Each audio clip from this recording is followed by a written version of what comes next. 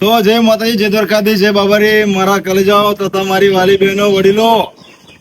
આજે ખાસ વાત કરું છું કે આજે હું એક એવી જગ્યા પર આવ્યો છું જ્યાં હું મતલબ આવતો તો હતો જ, પણ એ જગ્યાની જે મતલબ બહુ જ જગ્યા સારી છે. ઘણા બધા કહે છે કે જગ્યા સારી છે, આવું છે ને તેવું છે. તો આજે મારું મન થઈ ગયું કે હું પણ જાઉં, કે ત્યાં જઈને જોઉં એમ. તો સ્પેશિયલ તમે મોસ્ટ ઓફ સ્ટેટસ સ્ટોરી જોઈ થશે કે અમારી આખી ટીમ, જે મારી ને તુષારભાઈની ટીમ છે આખી, અમે આવ્યા છે દ્વારકા. તો ટીમને બતાવી દઈએ, દર્શન કરાવી બધા. ભાઈ વારા પરથી બોલો, જય જય દ્વારકાધીશ, જય દ્વારકાધીશ, વારા પરથી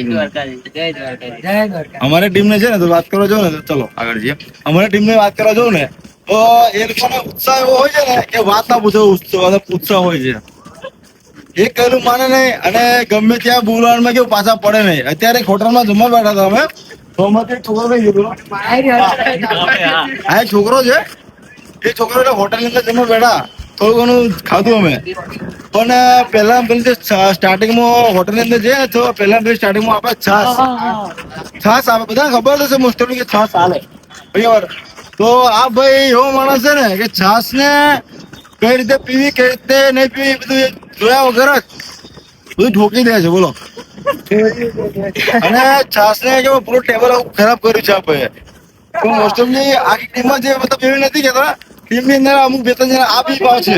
પેલી ભાઈ બતા દો, આવજો ભાઈ, આવજો. આ ભાઈ આ છોકરો એવો છે એના પોતામાં સદી નથી જરાક. સદી તમે સમજો, તમે સમજો છો સદી.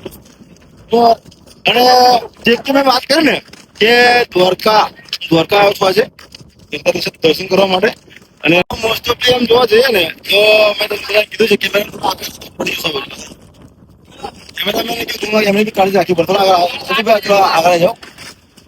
તો વાત એ છે કે મતલબ આવ્યો છું કે દ્વારકાની અંદર ઘણી વાર આવ્યો છું, ખબર હશે કે સ્ટેટસ ના સ્ટોરી બધા તમે જુઓ જ છો મારી. અને ચલને વાલે राखे पर क्या करे, हम तो द्वारकाधीश के दीवाने हैं. तो वो मतलब उनका बुलावा आता है तभी हम आ ही जाते हैं. अभी बात बताओ ना, तो मेरे जेब में कम से कम 400 से 500 रुपये पड़ा था. મારા ખિસ્સાની અંદર છે ને 400 થી 500 રૂપિયા પડ્યા હતા. પણ આપણે તુષાર પર રાજપૂત હવે જય બે શબ્દ કહેશે, જય દ્વારકાધીશ. અરે બોલને પણ પેલું જે કહેવાનું છે, મારા પાસે 400-500 રૂપિયા પડ્યા હતા. અને અત્યારે કન્ડિશન બધાને ખબર છે મારી કેવી છે, થોડી હાલત ખરાબ થઈ ગયા છે. પણ ભાઈ બેડો નાનો છે મારાથી, પણ તો છતાં એને ઉઠાવ્યો ડેરિંગ. એક ઇકોની અંદર છે ને, ઇકો ગાડી બધા ખબર હશે, 13 જણા ભરીને અમે આવ્યા છે. 13 જણા ભરીને આવ્યા છે, 13 જણા. એટલે કહીએ છે છોટા પેકેટ બડા ધમાકા. અરે દ્વારકાધીશ ને ત્યાં આવવા માટે આપણે પૈસાની જરૂર પડે, શું જરૂર પડે છે? દ્વારકાધીશ ને આપણે દ્વારકાધીશ ને પૈસાની જરૂર પડતી જ નહીં મારા ઘરે જાય. હુકમ હોવો જોઈએ તો ભાઈ દ્વારકા. તો આવો, તમને જે દ્વારકાની જે બેસ્ટ જગ્યા છે ને અમારી, જો મતલબ હું કોઈ દિવસ આવ્યો નથી દ્વારકા, હું ઘણી વાર આવ્યો છું, પણ બતાવી દઉં તમને કે કઈ જગ્યા છે બરાબર છે જોવા માટે. આપણે ટીમને બતાવો બધા. હાય, જય દ્વારકાધીશ, આજો પબ્લિક, આજો કેમેરામેન, આજો. આપણે તમને બતાવી દઉં જે જગ્યા છે ને, એ જગ્યા છે કે લાઇટ હાઉસ. ઘણી વાર આવ્યો છું દ્વારકા સાહેબ, દ્વારકાધીશ દર્શન ઘણી વાર કર્યા છે આપણે, પણ કોઈ દિવસ આ દેખાય છે ને, આ લાઇટ હાઉસ છે. કોઈ દિવસ અહીંયા આગળ નથી હું આવ્યો લાઇટ હાઉસ ની. આ બતાવો,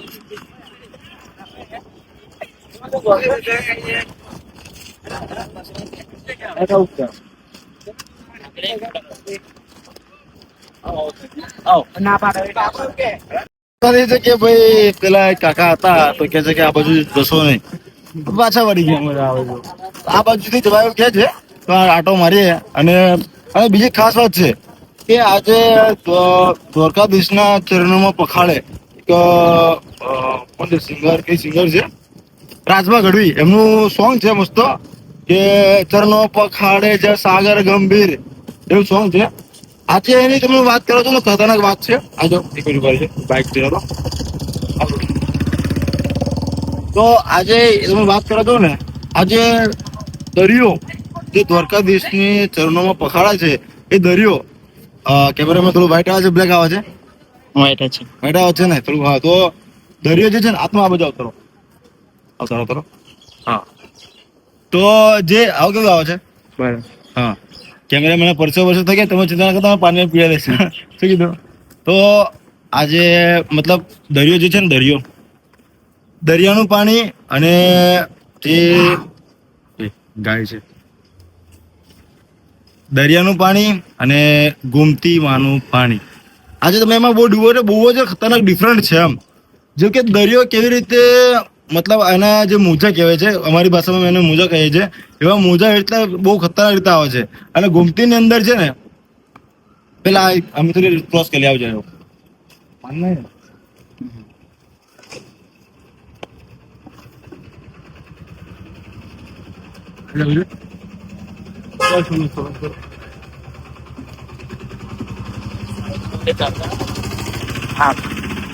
વાત એ હતી કે જે દરિયો છે ને દરિયો મતલબ બહુ જ એમ ખતરનાક એના મોજા બહુ હેવી આવે છે તમને બતાવી શકું છું બરાબર છે આવો મતલબ થોડું બતાવો આપણે બતાવી દઈએ દરિયાના મોજા છે ને બતાવી દઈએ પછી ગોમતી માતાનું જે પાણી છે ને એ બી બતાવીએ કેમ કે ગોમતી માતાનું પાણી જે છે ને એટલું બધું શાંત છે ને એટલું બધું મતલબ શાંત છે કે વાત ના પૂછો એમ.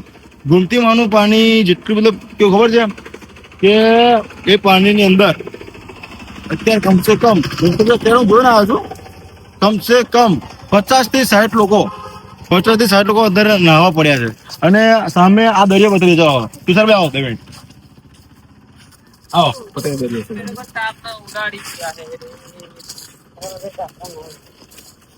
જય માતા.